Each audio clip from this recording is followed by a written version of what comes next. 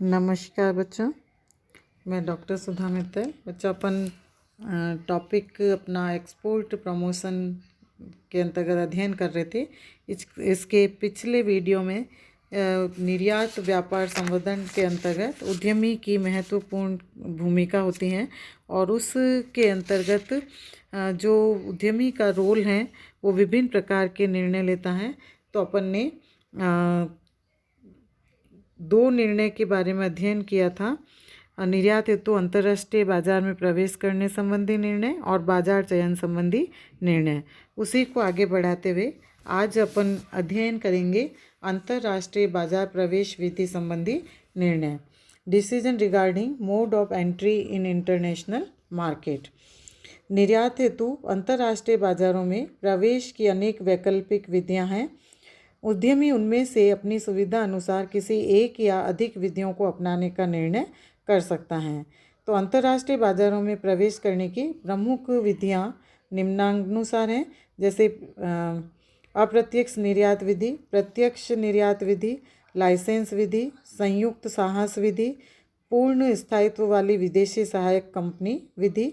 प्रत्येक विधि के अपने अपने लाभ दोष हैं और उद्यमी को सभी विधियों के लाभ दोषों का तुलनात्मक अध्ययन कर अपना निर्णय लेना होता है और उसके आधार पर उसको सही निर्णय करना चाहिए। नेक्स्ट है उत्पाद या उत्पाद मिश्रण संबंधी निर्णय, प्रोडक्ट और प्रोडक्ट मिक्स डिसीजंस। सभी देशों में सभी उपभोक्ताओं की एक समान आवश्यकताएं एवं इच्छाएं नहीं होती हैं। उनकी पसंद नापसंद में भिन्नता होती है।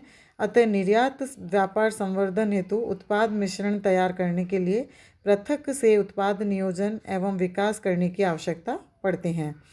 इतना ही नहीं, प्रत्येक देश के लिए एवं प्रत्येक लक्ष्य बाजार के लिए भी पृथक उत्पाद मिश्रण की आवश्यकता होती है।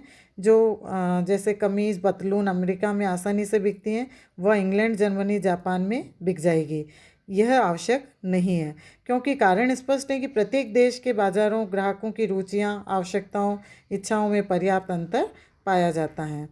तो सामान्यतः कोई भी उद्यमी निर्यात व्यापार संवर्धन के लिए पूर्णतः नया उत्पाद मिश्रण तैयार नहीं करता है।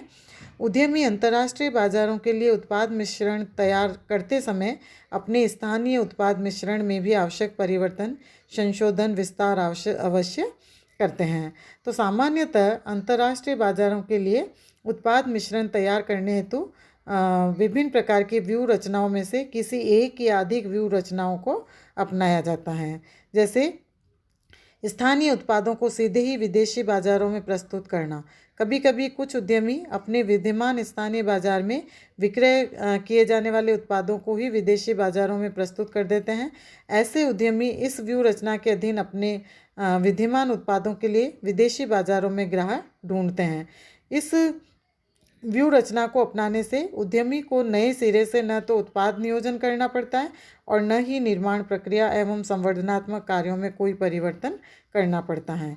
किंतु यह व्यूह रचना तब असफल हो जाती है जबकि विद्यमान उत्पाद विदेशी बाजारों के ग्राहकों को संतुष्ट नहीं कर पाते हैं। स्थानीय उत्पादों को कुछ संशोधन एवं परिवर्तनों के साथ विदेशी बाजारों में प्रस्तुत करना। इस व्यूह रचना में संस्था के स्थानीय एवं विद्यमान उत्पादों में विदेशी बाजार के ग्राहकों की आवश्यकताओं तथा इच्छाओं के अनुरूप कुछ परिवर्तन किए जाते हैं। तत्पश्चात उन परिवर्तित एवं संशोधित उत्पादों को विदेशी बाजारों में प्रस्तुत किया जाता है।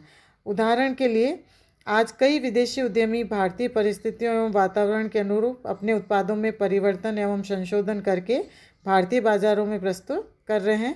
कार, स्कूटर, मोबाइल फ़ोन के उपकरण, इतना ही नहीं, कई विदेशी टीवी चैनल अपने कार्यक्रमों को भारतीय संस्कृति के अनुरूप ढालकर प्रस्तुत कर रहे हैं।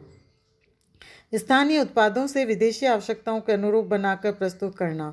इस व्यूह रचना के अनुसार उद्यमी द्वारा अपने स्थानीय एवं विद्यमान उत्पादों को विदेशी ग्राहकों की आवश्यकताओं के अनुरूप पूर्णतः नए रंग, रूप, आकार, डिज़ाइन आदि में तैयार किया जाता है और ऐसे उत्पाद पूर्णतः विदेशी मॉडल के उत्पाद बन जाते हैं। इसी प्रकार से विदेशी बाजारों के लिए नवीन उत्पादों का सृजन करना या नवकरण करना।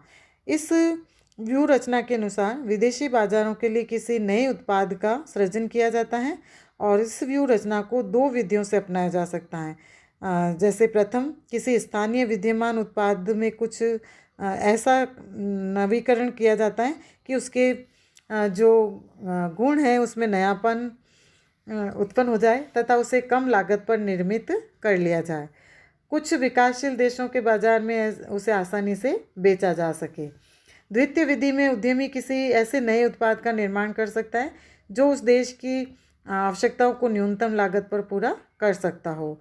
जैसे कि पिछले कुछ वर्षों में भारतीय बाज़ारों में चीन के उद्यमी ऐसे कई नए उत्पाद भारतीय बाज़ार में प्रस्तुत कर रहे हैं और अंतर्राष्ट्रीय बाजार हेतु उत्पाद मिश्रण की किसी भी व्यू रचना को समय एवं परिस्थितियों के अनुसार अपनाया जा सकता है, किंतु उत्पाद के जो कुछ प्रमुख लक्षण हैं उनके संबंधों में कुछ बातों का विशेष ध्यान देना चाहिए। जैसे उत्पाद किस्म, प्रोडक्ट क्वालिटी। विदेशी बाज़ारों में प्रस्तुत उत्पादों की किस्म का स्तर बहुत ही सावधानी से निर्धारित करना चाहिए, क्योंकि अनुभव किया गया है कि जो विकासशील राष्ट्र के ग्राहक हैं उनकी तुलना में विकसित राष्ट्रों के ग्राहक उत्पाद की किस्म के बारे में अधिक अवेयर और संवेदनशील होते हैं। ऐसे में ग्राहकों की किस्म के प्रति संवेदनशीलता के स्तर को ध्यान में रखकर ही विभिन्न किस्मों के उत्पाद का निर्माण करना चाहिए। इतना ही नहीं, ऐसे उत्पादों की किस्म या गुणवत्ता का पूर्ण नियंत्रण किया जाना चाहिए। उत्पादों को राष्ट्रीय एवं अंतर्राष्ट्रीय प्रमापों के अनुरूप ही बनाया जाना चाहिए। सेकंड है उत्पाद डिज़ाइन, प्रोडक्ट डिज़ाइन। उत्पाद की बनावट या डिज़ाइन ग्राहकों को आकर्षित करती हैं। यह बात धनाढ़ ग्राहकों पर विशेष रूप से लागू होती है, अतः उत्पाद की जो डिज़ाइन है वो आकर्षक होनी चाहिए। पिछले कुछ वर्षों में भारतीय उद्यमियों ने विदेशी बाज़ारों को ध्यान में रखकर अच्छे से अच्छे डिज़ाइन के उत्पाद प्रस्तुत किए हैं, किंतु यह एक अनवरत प्रक्रिया है। इस प्रक्रिया को अधिक प्रभावी बनाने हेतु सरकारी तथा निजी स्तर पर डिज़ाइन विकास संस्थान कार्य कर रहे हैं। फिर ब्रांड और ट्रेडमार्क। आधुनिक युग में माल ब्रांड नाम से बिकने लगा है। विदेशी बाज़ारों, विशेषकर जो विकसित राष्ट्र हैं उनमें स्वयंसेवी दुकानों, भंडारों में ग्राहक ब्रांड देखकर ही माल अधिक क्रय करते हैं। तो ऐसे में जो निर्यात करता है उद्यमी को अपने ब्रांड को बाज़ार में स्थापित करने और उसकी छवि बनाने पर विशेष ध्यान देना चाहिए। इससे विज्ञापन, विक्रय संवर्धन, प्रचार, जनसंपर्क, व्यक्तिगत विक्रय आदि में भी सहायता मिलती है। नेक्स्ट, जैसे उत्पाद का रंग, प्रोडक्ट कलर। रंग ग्राहकों के मन को भाते हैं और अपनी ओर आकर्षित करते हैं, किंतु रंग ग्राहकों की भावनाओं और उनकी जो मनोदशा है उनको भी दर्शाते हैं। तो रंग खुशी एवं गम को भी प्रकट करते हैं, किंतु सभी रंग सभी देशों में एक सी भावना प्रकट नहीं करते हैं, तो कई बार एक सा संदेश नहीं देते हैं। तो भारतीय समाज में काला रंग अपशकुन या गम का प्रतीक माना जाता है, अतः एक सामान्य भारतीय काले रंग को पसंद नहीं करता है। भारतीय निवासी सामान्यतः सफ़ेद, आसमानी, कॉफ़ी, चॉकलेटी, बैंगनी, गुलाबी, पीला रंग अधिक पसंद करते हैं।